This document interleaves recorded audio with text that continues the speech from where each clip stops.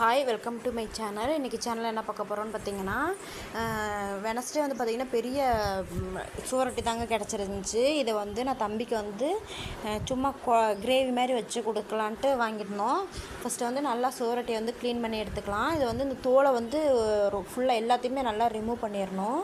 Remove பண்ணதுக்கப்புறம் நல்லா wash பண்ணிவிட்டு குக்கரில் தான் வேக வைப்பேன் நான்.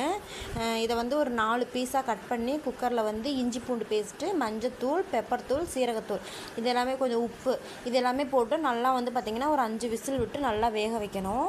நல்லா அது நல்லா சாஃப்டாக வெந்துடும். அது வெந்ததுக்கப்புறம் பார்த்திங்கன்னா இதை எடுத்து குட்டி குட்டி பீஸாக கட் பண்ணி தனியாக ஒரு பிளேட்டில் போட்டுக்கணும். இந்த தண்ணியை வந்து நம்ம அப்படியே வச்சுக்கணும். இந்த தண்ணியில் தான் மேக்ஸிமம் பார்த்திங்கன்னா நிறைய சத்தே இருக்கும். இந்த தண்ணியை தான் கடைசியாக ஊற்றி நம்ம குழம்பா வைக்க போகிறோம். ஃபஸ்ட்டு வந்து இதை கட் பண்ணதுக்கப்புறம் ஒரு பேனில் வந்து எண்ணெய் ஊற்றி கொஞ்சோண்டு சோம்பு போட்டு இப்போ இதை கட் பண்ணி வச்சுருக்க இந்த சுவரொட்டியுமே அதிலே ஆட் பண்ணி நல்லா வந்து பார்த்திங்கன்னா வணக்கணும்.